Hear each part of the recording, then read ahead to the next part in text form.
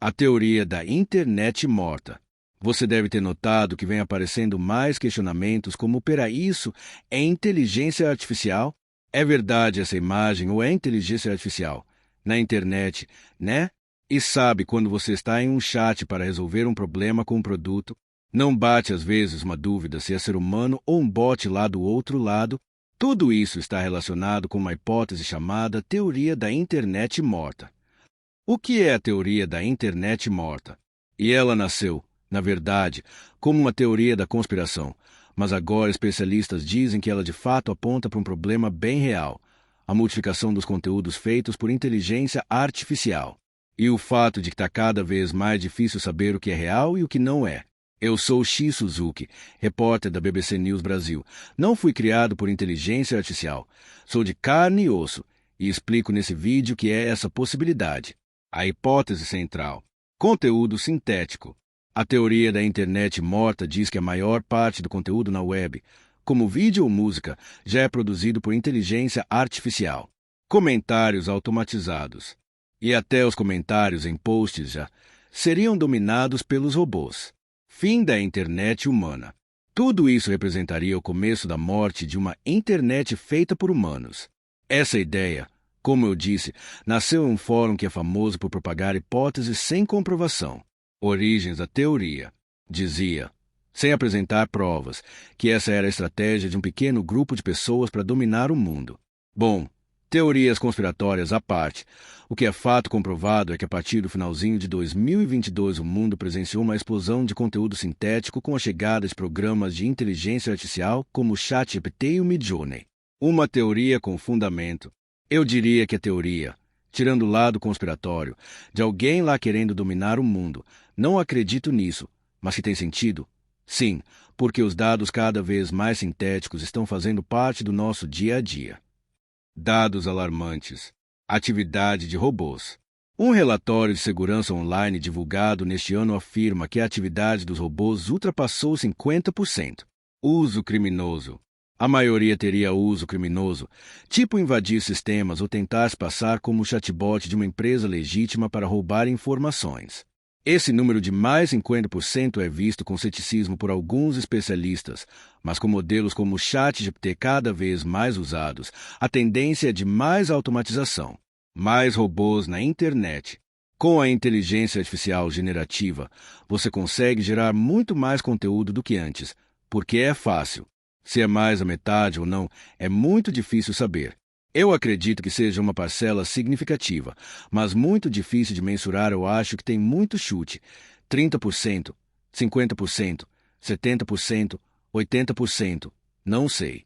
Consequências da inteligência artificial como criadora de conteúdo.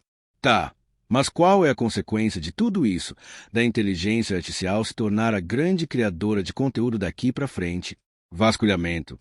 Eles vasculham tudo que já foi registrado na internet. Algoritmos. Seguindo algoritmos de previsão fornecem uma resposta coerente, pelo menos na maioria das vezes. Resposta.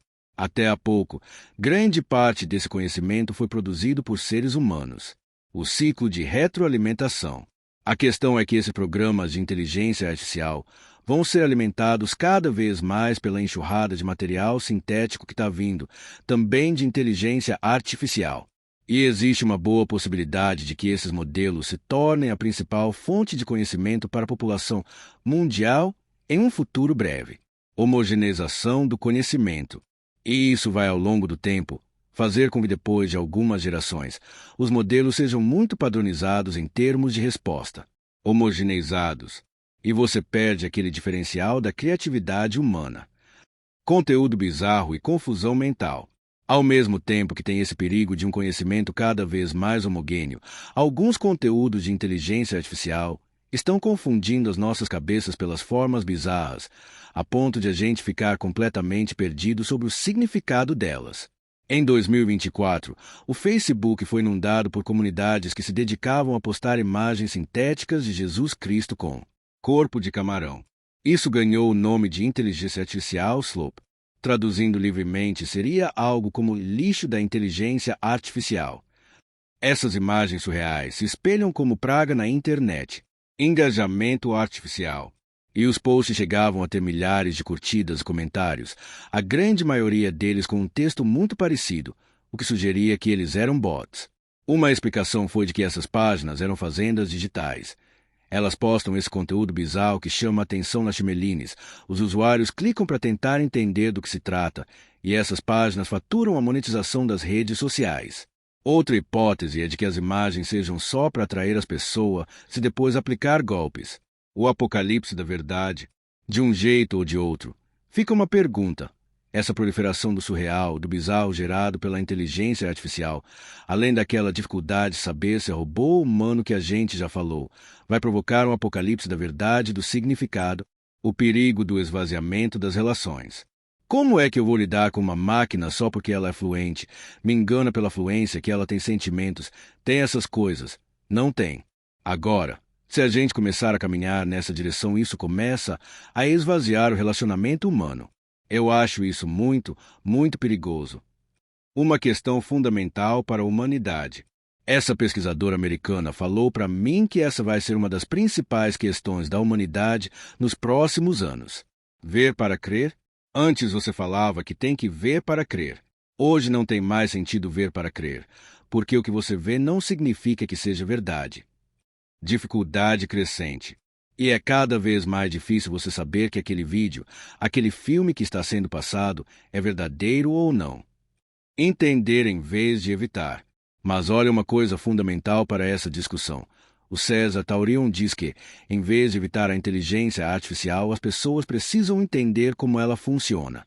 Porque senão tudo vai parecer um show de ilusionismo, em que a gente fica espantado sem saber o que acabou de acontecer. Desafios da era da inteligência artificial. Questionamento. Identificar o que é real e o que é sintético. Educação. Entender como a inteligência artificial funciona. Equilíbrio. Manter a criatividade humana. Proteção. Evitar golpes e manipulações. E você? Como pretende agir nessa época de mais inteligência artificial e robôs no mundo virtual e real?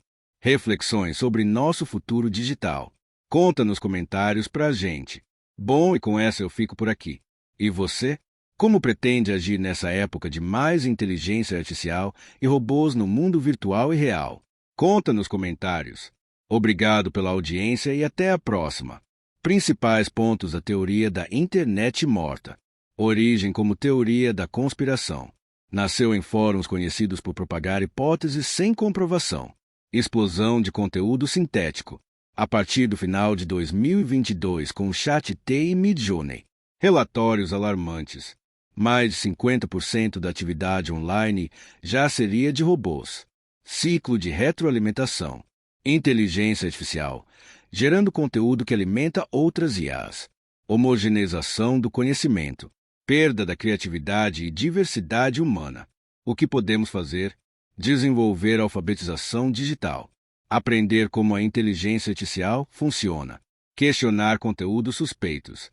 Valorizar a criação humana. Participar ativamente da discussão sobre o futuro da internet.